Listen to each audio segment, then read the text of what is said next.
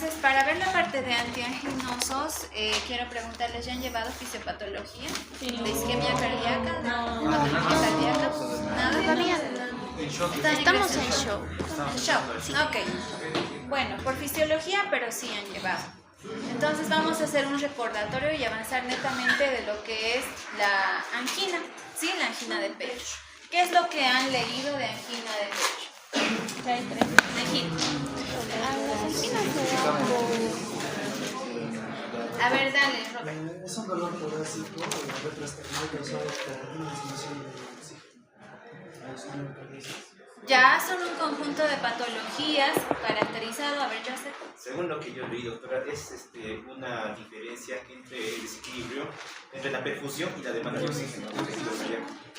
Ya, demanda y la necesidad, ¿no? La demanda y la necesidad que tiene el músculo cardíaco de poder oxigenar tanto el tejido como el resto del cuerpo. Entonces, dentro de la patología como tal de la angina de pecho, de Angor pectoris también, vemos que se van clasificando, ¿verdad? Sí. Tenemos la clasificación.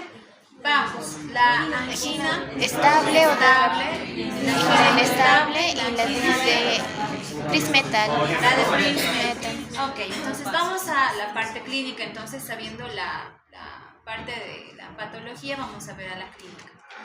Cada una de estas anginas sabemos que tiende a presentar un dolor precordial, retroesternal, caracterizado por, además de tener ese dolor precordial, ¿dónde va a irradiar? Brazo izquierdo. El periodo del dolor, ¿cuánto es? En la angina estable. Menor a 10 minutos. En la angina estable netamente es hasta 5 a 10 minutos como tal. En cambio, la angina inestable puede llegar a tener un dolor de más de 20 minutos. ¿Sí? Diferencias netamente clínicas hablando de tiempo. Vamos a ver otra diferencia. La angina de pecho como tal se dice que sí es un tipo de enfermedad crónico, en cambio la otra es agudo, ¿no? ¿Cuál está relacionado a muerte súbita? La inestable, otra diferencia, ¿no? Entonces ya les estoy dando como diferencias para su examen de hito, ¿no ve? O sea, su evaluación. Ya, entonces vamos avanzando, ¿sí? Ya. Vamos avanzando. Entonces, 3 diferencias hasta ahora. Por el tiempo, caracterizado por la parte clínica, hemos dicho, por el tiempo de 5 a 10 minutos en la angina estable, inestable más de 20 minutos, ¿no? Caracterizado por presentarse de manera crónica, por presentar periodos o episodios de dolor cardiotorácico o retroesternal, más crónico en la estable. En cambio, el inestable es súbito, ya. Uno es crónico, el otro es agudo. Ya, vamos. ¿Qué alteraciones más puede llegar a presentar la angina estable? Cede el reposo. Netamente asociado a esfuerzo físico. Pacientes que de la nada, no sé si han escuchado alguna vez, basquetbolistas, futbolistas, que estaban normal toda su vida haciendo deporte y de la nada un infarto, ¿no? Una isquemia. Estamos hablando de una angina inestable. Pero ojo, muchachos, hay personas, por ejemplo, diabéticas, hipertensas, sean varón o mujer, indistintamente, pueden llegar a presentar este cuadro, ¿sí? Entonces, esas personas que tienen enfermedades crónicas están asociados a este tipo de esfuerzo, ¿ya? Esfuerzo físico que hayan hecho, el de subir, bajar gradas, el de querer hacer ejercicio de noche a la mañana, sin haber tenido previamente un control de laboratorios, sin tener un ecocardiograma, ¿no? Una ecografía de vasos para ver si tiene o no tiene una placa de ateroma ya estable. Estamos hablando de personas que pueden llegar a tener angina estable. En cambio, la angina inestable está asociada netamente a personas, más que todo, que realizan deportes. No necesariamente hablamos de que todos los deportistas vayan a sufrir este tipo de afección, ¿sí? Ahora, si vamos a hablar, por ejemplo, de la angina de Prismetal, ¿cuál es la diferencia entre estas 3. Netamente el espasmo coronario, ¿no? El espasmo coronario se asocia directamente a la angina de Prince-Metal. Entonces, diferencias. Una de estas tiene la placa de ateroma ya establecida. Hablamos de la angina estable. La angina inestable puede o no puede tener. En cambio que la angina de Prince-Metal está asociada a directamente espasmos coronarios de una de las arterias coronarias. ¿Ya? Vamos adelante. Entonces, si entendemos esta parte, veo y digo que hay una clasificación de los fármacos que van a llegar a actuar de alguna manera disminuyendo la demanda, en este caso por parte del corazón, de oxígeno e incrementando el oxígeno a nivel de la musculatura cardíaca. Vamos a tener ¿cuántos grupos de fármacos? 4. Por lo menos 4 grupos de fármacos. La primera gran familia está los nitratos. ¿Y es que se clasifican en cuántos grupos? ¿En 2 o 3? 3. ¿Qué dicen? 3. A ver, ¿quién sabe? ¿Qué dice Velázquez? En de primera división. Velázquez dice 3. Velázquez dice 3. Yo leí que se clasificaban en lo que son los nitritos, nitratos clásicos y endocitos. Sí. ¿Qué dice Velázquez? Flores. Velázquez Y similares a nitratos. Similares a nitratos. Básicamente vamos a tomar la clasificación de dos, ¿ya? Unos que tienen acción corta y otros que tienen acción prolongada. Si vamos a hablar de los de acción corta, estamos hablando de la nitroglicerina sublingual. Entonces, yo voy a dar nitroglicerina de golpe a un paciente cuando venga con esa clínica. ¿No ves? Obviamente un dolor precordial que está siendo irradiado con el dolor de brazo y demás, llega al servicio de emergencias. Muchas veces muchos pacientes y médicos no llegan a poder diagnosticar esta patología de entrada, ¿sí? Entonces sí o sí necesitamos entender cuál es el manejo de emergencias de una persona con isquemia. En este caso hablamos primeramente de la angina, ¿ya? De la angina como tal. Entonces vamos a entender que este grupo de fármacos, hablando propiamente de los nitratos, tenemos un fármaco estrella que es el nitrato de isosorbida, ¿no? O la nitroglicerina también, en este caso que viene de vía sublingual. Pero también tenemos que tener y conocer los efectos adversos. 1. ¿Cuál es el mecanismo de acción de estos nitratos?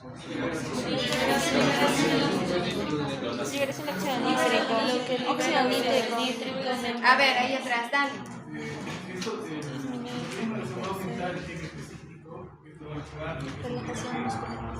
va a disminuir el cáncer específico y esto va a causar una vasodilatación a corto plazo, que generalmente son venas dilatadoras. Sí. A ver, dale, dale. Libera óxido nítrico y el óxido nítrico es un vasodilatador y es lo que hace vasodilatar las venas. No nada más. Y a ver, Adrián. Estos fármacos, ya bien, buena participación, pero vamos a conglomerarlo bien bonito, ¿ya? Entonces, vamos a ver que tiene como mecanismo de acción directamente que estimular o qué. Libera, ¿no? Libera, provoca la liberación de óxido nítrico. ¿En qué célula?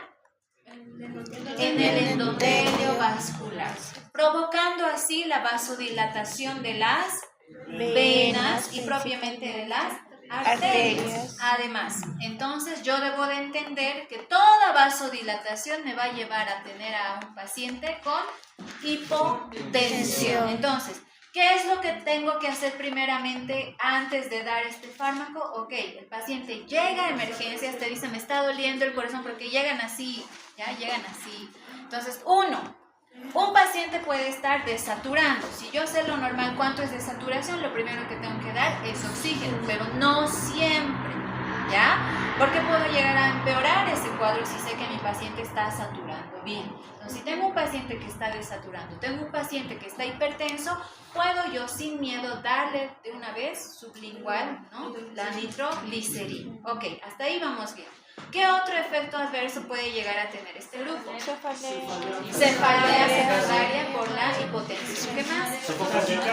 Cefalea, taquicardia, dale de ahí. Ay, no, aparte no se puede combinar o se debe preguntar al paciente si es que toma algún medicamento como el sildenafil, que es un... Claro, sí, de todo eso vamos a seguir hablando, pero solo de primera entrada, ahorita enseguida me van a bombardear con él, pero estamos yendo paso a paso, ¿ya? Entonces, emergencia, ya estamos yendo, tenemos que tomar la presión, los signos vitales. Ahí va Dayan con la parte del sildenafil, ¿no? Estos fármacos pueden llegar a provocar todavía peor aún, empeorar el cuadro. Entonces, todo paciente que llegue a emergencia siempre, yo les decía y les recomendaba, no les sirve a ustedes preguntarle, ¿y tiene diabetes? Presión? A ver, ordénense porque cuando vayan a ser internos todos les van a tratar mal, ya tienen que ir mentalizados a eso. Ya yo hoy he tratado mal a 3 internos varones que tengo ahí, muy mal. Entonces, tienen que ordenarse. Decir al paciente nuevo, ingresé un paciente cura que ha llegado ahora, lleno de masas, y es padrecito, ¿no? Ya es cura. La situación es que el padrecito ha llegado con VIH. No sé, pero me ha hecho renegar. ¿Por qué? Porque el interno viene y me dice, doctora, tiene otro dolor, justamente dolor precordial, y le digo, ¿ya le has tomado los signos vitales? Ahorita vengo. Y se va, ¿no? O sea, vas a ver un paciente y es pues para que eres médico, eres interno, se supone que estás ahí porque ya sabes todos los conocimientos de quinto, primero, cuarto, todo ya has llegado ahí, has pasado farmaco, fisiopato, todo. Se supone que todo lo que has aprendido tienes que ponerlo en conocimiento, en contexto, ¿verdad? Entonces llega el paciente con dolor precordial, un montón de masas en cuello, en abdomen, todo lado, tiene linfoma. Este señor es el que me ha hecho tardar en llegar. Entonces, además no tiene familiares porque como es cura, entonces viene un montón de feligreses que a preguntar por el cura, pero nadie sabe lo que les acabo de comentar, ¿no? O sea, y él tampoco quiere que todos se enteren, yo no. Entonces, imagínense el problema. Entonces ya, llega el paciente, llega el interno y es nuevo, de 3 días los internistas. Entonces, le digo ya tomo los signos vitales, no doctor, ahorita vengo. Y se escapa, ¿no? Se hace. Entonces voy a ver al paciente, le digo, ok, présteme el oxímetro, le vuelvo a saturar, le tomo la presión, el paciente está hipertenso, tiene dolor precordial. Entonces lo primero que tengo que hacer es, aparte de saturarle, tomar la presión, preguntarle lo que Dayan decía, ¿no? ¿Qué pasa si te llega a tu servicio igual que mi paciente y te dice que es cura? O sea, no vas a pensar que va a tomar sildenafil, ¿no ven? Entonces, siempre pregunten qué pastilla está tomando su paciente, ¿ya? Tú puedes hacer muy buena anamnesis, puedes decir, ha tenido antecedentes de cáncer, todo bien dirigido, bien bonito, ¿ya? Pero la realidad es la siguiente. Terminas de hacer la historia clínica, doctor o doctora, me he olvidado decirle que tomo metformina. Ya tú sabes que la metformina es un tratamiento para un paciente diabético, entonces, por más que ya hayas llenado tu historia clínica bien bonita, ya lo arruina cuando ya te dice, estoy tomando metformina hace 3 años. ¿Ve? Entonces, es mejor preguntar, ¿qué pastillas tomo? ¿No toma nada más de pastillas? Sí, tomo losartán, enalapril, te dice metformina. ¿No? Este paciente es bien complejo, muchachos, porque nos llega ahí con dolor, está muy mal, ahora tiene un cuadro que se llama síndrome de lisis tumoral, asociado a la parte cardíaca, asociado al cáncer, es realmente muy agresivo. Entonces, mi manejo tiene que ser íntegro, ¿no ven? Tiene que ser íntegro. Entonces, pregunto, ¿el dolor desde cuándo es? No, siempre yo ya tenía, es que hace 3 meses el cardiólogo ya me ha dicho que ya tenía una angina estable, ¿no? Ya tenía angina estable y estoy tomando, aparte de tomar el losartán, tomo también mi nitroglicerina, ¿no? Cuando le vienen sus crisis, ¿no? Su dolor, ¿ya? Entonces, preguntas básicas sí sirve, pero si quieren ir al punto y al grano y hacer buena anamnesis, pregunten, ¿qué pastillas está tomando? ¿Ya? Y ustedes les dicen, ¿no? Ácido fólico, ya te das cuenta, es una vitamina. Complejo B ya es una vitamina. Si te dice, por ejemplo, sildenafil, estás asociando que tu paciente puede tener hipertensión arterial pulmonar, ¿no? Hay personas por indicación que tienen que tomar sildenafil. Entonces, si es hipertenso pulmonar, va a tomar sildenafil. ¿Entendido? Entonces, vamos avanzando ya, muchachos, no nos vamos a estancar ahí. Entonces, luego de la nitroglicerina tenemos otros dos fármacos también que de igual manera son de acción. En este caso estamos diciendo que la sublingual es de acción corta, ¿no? Entonces tenemos aquellos de acción larga y tenemos ¿qué fármacos? Binitrato de isosorbida y 5-mononitrato de isosorbida. ya, 5-mononitrato, ¿no? De isosorbida. Ambos fármacos pues ya usados más que todo indicados para la angina estable, ¿no? La angina estable. Entonces, vamos a ir viendo, la aguda es nada más, la de acción corta es para las crisis de aguda, pero así recientes, ¿no? Ya, cuidado Angina para inestable, ¿verdad? tampoco. ¿Por qué no puedo usar para siempre? Tolerancia.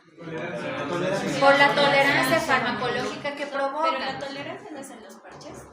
Más que todo en los parches, pero también en la vía sublingual, e incluso en la transdérmica también. Ahora, si vamos a hacer la comparación entre el transdérmico, parches y la sublingual, o sea, ¿no? Parches, transdérmico y la sublingual, el costo. Los parches están alrededor de 700, 800 bolivianos. La sublingual te alcanza mucho, es mucho mejor, es más rápida por la vía sublingual que sea rápidamente. Ustedes saben que no atraviesa el fenómeno de primer paso, en cambio la transdérmica es para ver de acción más prolongada, ¿no? Entonces, ¿cuál voy a usar de emergencia? Siempre la sublingual. Tener cuidado con lo que acabamos de mencionar, los periodos de resistencia que puede llegar a provocar en el paciente por el uso continuo de este fármaco. Por eso solo se usa en las crisis agudas. Es suficiente con el descanso. Yo mismo estaba leyendo que decía de descanso de nitratos de 8 a 12 horas. Dependiendo, es que hay que evaluar todo. Si vamos a usar la sublingual, ¿no? La sublingual, tengo que tomar la presión de mi paciente, ¿no? Tengo que ver si ya cataloga para una angina estable, ya sé que mi paciente este señor ha sido ya diagnosticado hace 3 meses con angina estable, ya tenía los dolores hace 3-6 meses. Entonces este caballero sí o sí ya sabe que le va a venir, incluso ya dice apenas siente el dolor, más o menos de él no es del netamente precordial, retroesternal y todo, de él empieza en el hombro. Entonces apenas él sabe que se está estresando, que tiene un problema, luego ya empieza con él, directamente toma su nitrato, ¿no? De acción larga. Entonces, ¿cuándo toma el sublingual? Cuando está ya en la crisis aguda, en el dolor, ¿ya?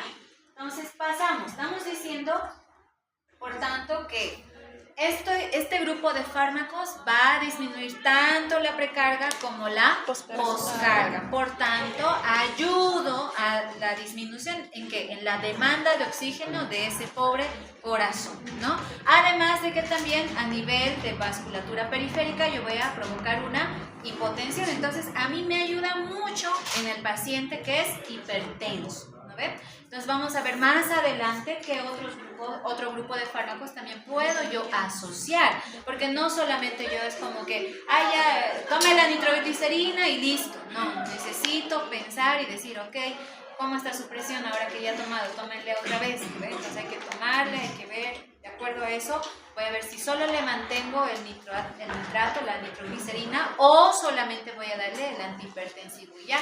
O incluso puedo asociar un beta-glucano. Entonces vamos adelante. Estamos diciendo que tiene un efecto hemodinámico, un efecto vasodilatador también y de alguna manera un efecto antiagregante, ¿ya? Entonces pasamos de los nitratos, vamos a ver en la parte de las reacciones adversas. Dentro de las reacciones adversas acabábamos de hablar, aparte de las vasculares, de la hipotensión, de la cefalea, estas reacciones adversas también van a ir asociadas a nivel cutáneo, ¿no? ¿Qué puede llegar a tener? Úlceras cutáneas, ¿pero dónde? En lugar donde se coloca En el parche, ¿no? En las úlceras. Ya. ¿Qué más puede llegar a tener a nivel gastrointestinal, por ejemplo? Náuseas, úlceras gastroduodenales, Por esa razón tengo que conocer, ok, la bacteria más frecuentemente asociada a gastritis es el Helicobacter pylori. Se va a activar esta más cuando haya mejor y mucho mayor perfusión. ¿Cuándo va a haber más perfusión? Cuando yo dé más liberación de oxígeno al endotelio vascular, empeorando el cuadro infeccioso a nivel gastrointestinal, empeorando la gastritis en mi paciente. Entonces, a nivel gastrointestinal puedo llegar a tener náuseas, puedo llegar a tener distensión abdominal, la presencia de gases también, ¿sí? Entonces, hablamos que las reacciones adversas, pues netamente van asociadas a tres regiones, ¿ya? Vascular, cutáneo y digestivo. Algo importante también de mencionar es que si bien yo voy a iniciar nitratos, sea corta o larga, debo de también retirar de manera progresiva. ¿Por qué? Por el efecto rebote. Incluso de que mi paciente esté haciendo hipotensión, puedo llevarlo a una hipertensión si retiro rápidamente el fármaco, precisamente por el mecanismo de acción. Contraindicaciones, básicamente todo lo que hemos hablado, ¿no? No voy a estar dando en la hipotensión, en el shock hipovolémico, por ejemplo, no puedo dar, porque si es hipovolémico estoy hablando de que me falta sangre, estoy perdiendo mucho líquido, entonces no voy a dar más nitroglicerina porque voy a liberar más, ¿no? De alguna manera óxido nítrico y voy a provocar más hipotensión. Está totalmente contraindicado en shock hipovolémico, ¿sí? ¿Qué más? ¿En anemia severa voy a dar? No puedo dar. ¿En qué casos más no voy a dar?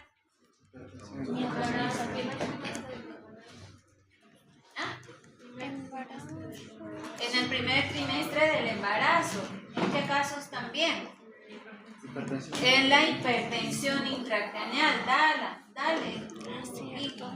Pericarditis constrictiva y en el taponamiento cardíaco. Yo no voy a dar en cuadros donde haya taponamiento cardíaco. ¿Para qué voy a dar? Si no está funcionando bien esa corazón, por lógica, no puedo continuar con nitratos, ¿sí?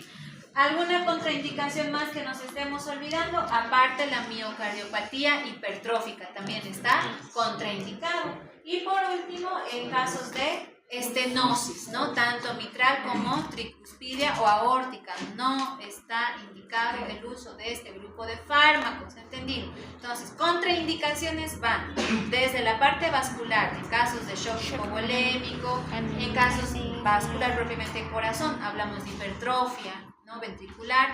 En casos de, ¿qué más? Estenosis a nivel valvular, que hay un problema, no, ¿ya? En casos de, ¿qué más hemos hablado? De hipotiroidismo, hipertensión intracraneal a nivel del sistema nervioso central y la pericarditis constrictiva.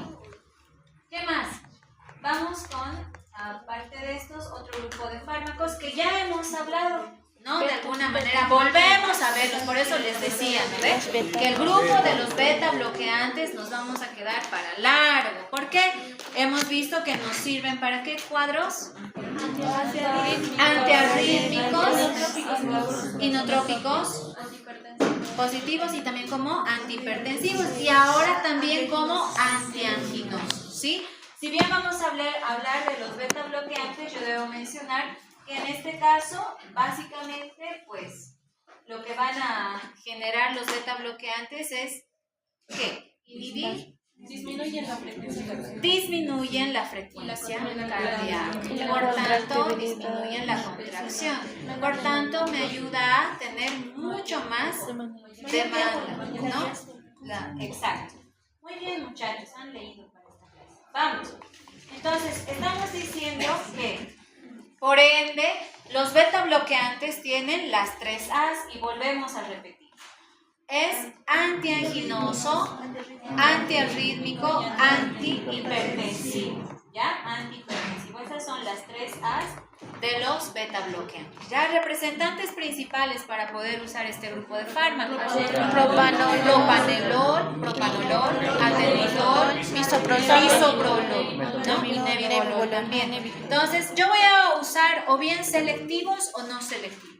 está mucho más recomendado ¿cuál? ¿Los selectivos o los no selectivos? Los no selectivos. Entonces nos quedamos con propanolol, atenolol, bisoprolol y nebivolol, con los 4 que no son selectivos. Beta bloqueantes no selectivos. ¿Sí? Entonces, bueno, ya voy a terminar la clase. Entonces, pasamos al otro grupo porque ya hemos visto. Hola, ¿cómo estás? Buenas tardes. Por favor, sí. Estaba, pero luego dejó de parpadear y ya no muestra nada.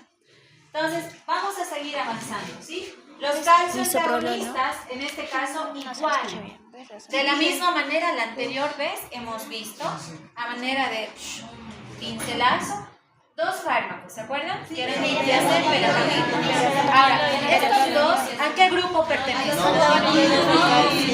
No dihidropiridinas. No dihidropiridinas. En cambio, las dihidropiridinas van a ser todos los dipinos, ¿no ven? Amlodipino, fenilipino, dicardipino. Entonces, en este grupo netamente vamos a tratar con los 2 que hemos visto la primera, por eso no quería mezclarles en su cabeza, ¿sí?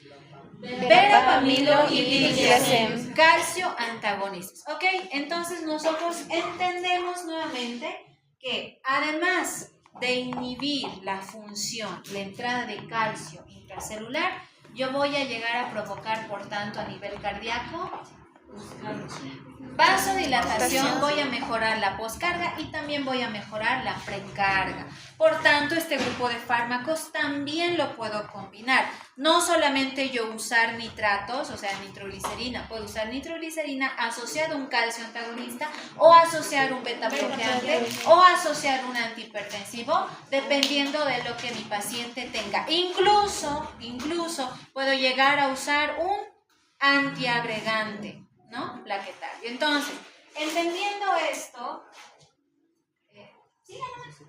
Aquí está. Síganos, por favor. Me quedan como 5 minutos ya de clase. Ok, no se preocupe. Entonces,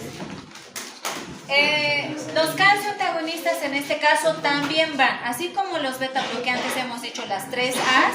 Espero no se olviden las 3 A's de los beta bloqueantes. Antiarrítmicos, antianginosos y antihipertensivos. Antianginoso, antiarrítmico y Antihipertensivo. antihipertensivo.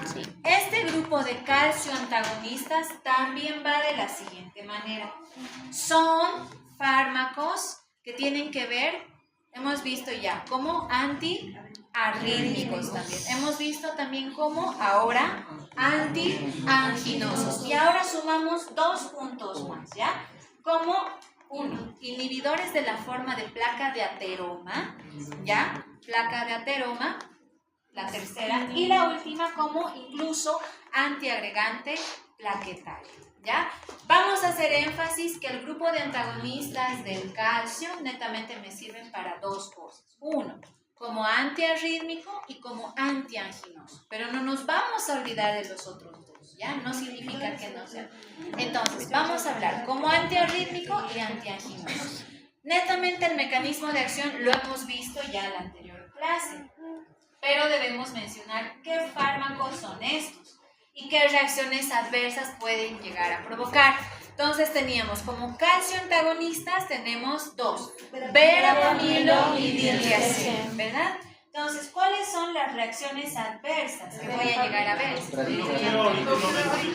Ya vamos a hablar bien bonito. Reacciones adversas a nivel vascular, a nivel cardíaco y a nivel digestivo. A nivel cardíaco vamos a tener, en este caso, bradicardias, ¿no? Bradicardias. Puedo llegar incluso a tener hipotensión, bloqueos. Muy bien, Nicole. Puedo llegar a exacerbar el bloqueo de primer, segundo, tercer grado de mi paciente. Por tanto, están ahí contraindicados. No puedo usar solo esos, ¿sí? Entonces, pasamos a nivel cardíaco. Ojo, cardíaco.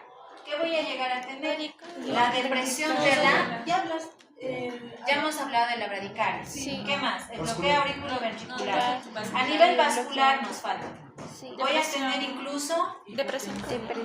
hipotensión, pero a nivel de miembros inferiores. Edema pretibial. Puedo llegar a tener edema pretibial. Algo más que nos falta mencionar a nivel digestivo.